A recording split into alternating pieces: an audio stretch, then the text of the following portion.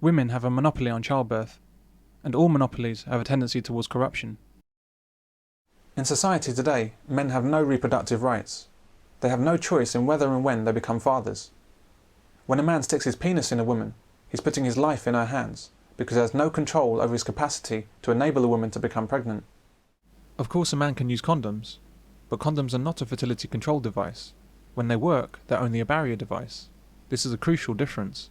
Do you think that condoms should be free in the same way as the oral contraceptive is free? Yes, I do. I think we have a problem in this country, especially here in Haringey, with teenage pregnancies, with sexually transmitted diseases. And I think anything we can do which will promote sexual health, and I think condoms do, they're a very effective barrier mechanism. If the pill is free, I think it's illogical to say to people, you have to pay for condoms. Why is it that society refuses to acknowledge that unless a man explicitly agrees to be a father before conception, he's been hijacked? Short-term relationships, when they're going primarily just for copulations, they tend to have very low thresholds and they're not particularly choosy about who they sleep with. When it comes to more long-term relationships, when they are looking for a partner to invest in in whose children they're going to invest in, then they tend to be more picky and they go for cues of youth and fertility and also fidelity. A short-term relationship for a man is sort of an end in itself, as it were. Have you ever had sex with a woman with the intention of trying for a baby?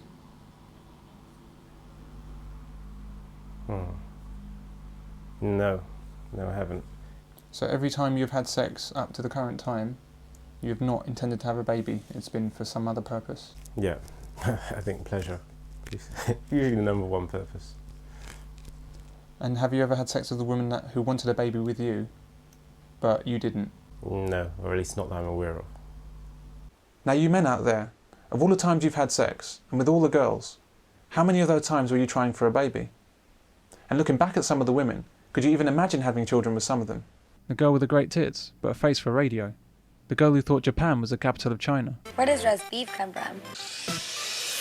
Arby's? The one who turned out to have a hardcore personality disorder.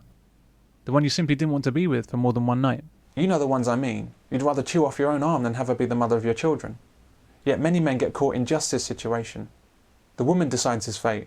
The woman decides if he'll be a father or not. Men also have no choice in respect of abortions. If a woman decides that an abortion is best for her, she has an abortion. It was strange because she asked me, "Are you okay with this? You're fine with having an abortion?" And I said, "Well, why not? Why don't we have it? You know, we're in a stable relationship. I wouldn't mind. I'd quite like to have a child now." And the panic that spread across her face made me realise that she had no intention of asking my opinion at all. All she wanted was for her choice to be backed up by me, so that she could say, "Yeah, we could." You know, she could have somebody who could share the guilt, if you like. A man's opinion, hopes and dreams are all irrelevant. And this in a male-dominated society. The simplest description of this situation is slavery. It's slavery because it's no accident that men don't have control of their fertility, as women have had since 1960. Men need to start seeing pregnancy, and particularly childbirth, the way it really is. A man doesn't make a woman pregnant, any more than a man can make a bank give him a loan. Rather, a woman allows herself to become pregnant. Despite how pregnancy is often described. I fell pregnant. That's when he ended it. Because you were pregnant? Because I wanted to keep the child. Well, Leo, you can't just get the woman pregnant and then pretend like nothing happened. I'm not, okay? Ever since you shagged my best friend and got her up the duff. And he got his girlfriend pregnant, so he's about to become a daddy. It happens. A woman doesn't get knocked up, and she doesn't fall pregnant.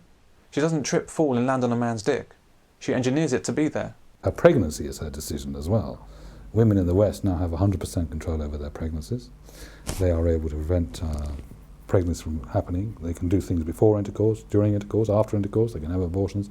And as such, they should bear 100% responsibility for the children. at least if they have decided to go ahead without the agreement and wishes of the man involved in the conception. A man can never make a woman have a child if she doesn't want one. However, she can force a child on a man. I'm pregnant, and you're the father. This is a very important point because it changes how we view the child-making process, and it changes responsibility. A woman has many options with respect to pregnancy and childbirth.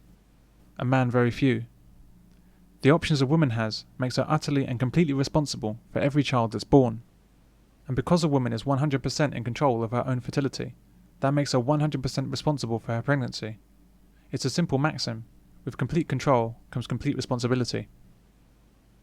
Most men have some difficulty with this concept, and understandably so.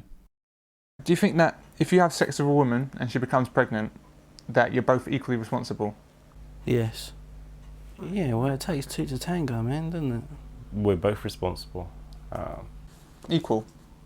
I'd say so. I mean, I have had an experience where I've gone in, I said, I'm going to put a condom on. I haven't had a condom, and she said, don't worry, just go in. You see, in my mind, she's given me permission to go there, but at the same time, it's also my responsibility knowing it doesn't matter what she's saying, because it's still my responsibility. If a child comes out at the end of that, that's me, I'm responsible for that. Do you feel that you are making her pregnant?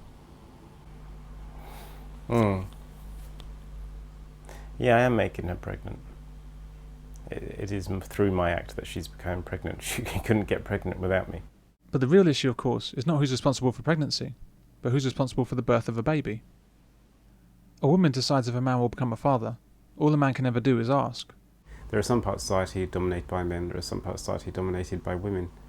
For example, the women have always had the power to decide childbirth, whether they're going to have a child or not. That's a huge power. I mean, you could almost say it's one of the most powerful things in society.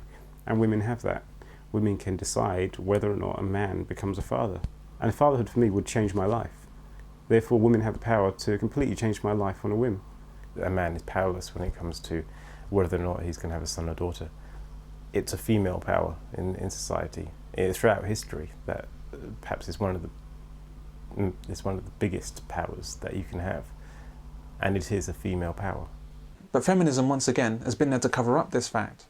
It's essential for feminism that men feel equally responsible for making babies, because this excuses women their complete failure to exercise due care in when and with whom they have children. With such control over the process, there are simply no excuses for mothers to have children with men who have not agreed to be fathers. Having sex is not an agreement to fatherhood, and men should not be forced into fatherhood any more than a woman should be forced into motherhood. It's not fair that women have complete power over whether a man becomes a father. And that's the bottom line. A woman has control over whether a man becomes a father. It's not fair, but it's the way of the world. So what you do is you try and protect the father as much as possible. You try and give him as many rights as possible. But right now, what we seem to be doing is simply punishing a man who doesn't want to become a father, who a woman has made a father. And that doesn't seem right to me, that you punish him. He should be protected, not punished. If it was a one-night stand, if it was a casual thing, what would go through your mind when you found out that she was pregnant? Shit. I'd ask her if she was considering an abortion. If she wasn't, I'd ask her why not, what was she was thinking. Because I wasn't obviously not in love with her, she wasn't in love with me. How are we going to bring up a child in that environment? How's this actually going to work? I'd want to know what the motivations of the mother was. Is it just that she's obsessed with having a child? I mean, not that I can do anything about it anyway, but it sounds incredibly unhealthy. Any woman who wants a child without it being within a relationship has, I think, an unhealthy obsession with having a child regardless of anything else. It may simply be a biological clock ticking down. But that's an animal instinct, and we are human beings, and you control that. And if you can't give a future to this child, especially, and call me old-fashioned, but a future within a relationship, a father and a mother, and I came from a single-parent family, so I'm not knocking that either. It's the way it is nowadays. But if you can't actually plan that, there is a problem there. There's something psychological going on, where you're being incredibly selfish because you're wanting to have a child with no concern as to the child or as to the father, and that's I would consider almost a psychopathic problem. By bearing unwanted children, she's inflicting damage on absolutely everyone. The child, the father, and even strangers who might one day have to deal with crimes committed by her fatherless, maladjusted child. It's basically an assault on society, and yet society assists her in this crime.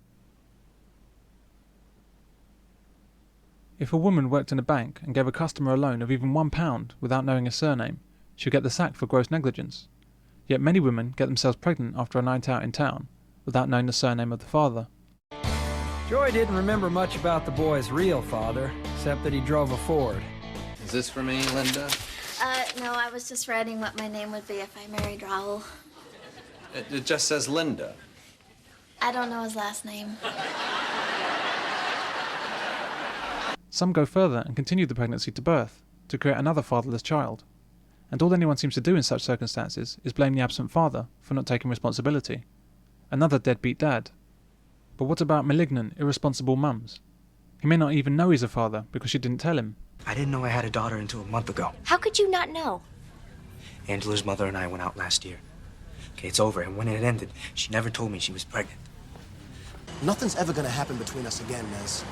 It's been 5 years. I mean, you gotta know that. Things are different now, Frankie. I'm clean. Nez, I'm really not in the mood for your bullshit. Please, just say what you want to say and get out of here. And this is Kila. She's real cute. But you think so. She's yours. This is why, when men are asked the question, do you have kids, they can't be too sure of the answer. No family, right? No. None that I know of. You have any kids, Doctor? Not that I know of. This is the female empowerment, or girl power, that feminism has brought us. Women who are quite happy to get themselves pregnant without a second thought for anybody except themselves.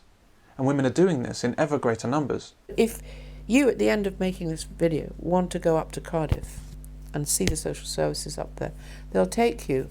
There are acres and acres and acres of council flats, I mean, thousands of just single women with children. That's the future. There's another one in Bristol. They're all over the place. Nobody sees them, nobody knows about it. But largely there are no men on those estates, just single parents and mothers. And you see that increasing? Yeah, it is increasing. Were you surprised that she said don't bother with Very surprised.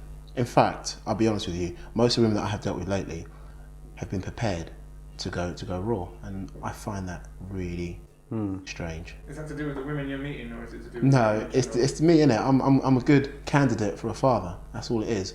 I've got my own job, I've got my own place, I've got my own car. They think I've got a good job. It's a good job, do you know what I mean? But really, would that be the case? Surely they don't want... A kid is huge. Surely they know what a kid involves. It is huge, but I'm a good candidate, do you know what I mean? Yeah, I fit most of women's criteria. I'm sure, I'm totally certain of that, but after one night, they can't possibly be thinking, you make a father. It's not after one night, really. It's instant. It's on looking. The whole instant physical attraction. There have been lots of studies that say that women can tell straight away. Okay, that's fair enough. But can they tell on such a conscious basis that they'll lie about taking the pill? It's hard work. Yeah, but it has to be conscious because they know they're lying if they say I'm not taking the pill or I am taking the pill. So there's got to be something there. I don't know if women lie about saying they're taking the pill. I'm going to have to ask them.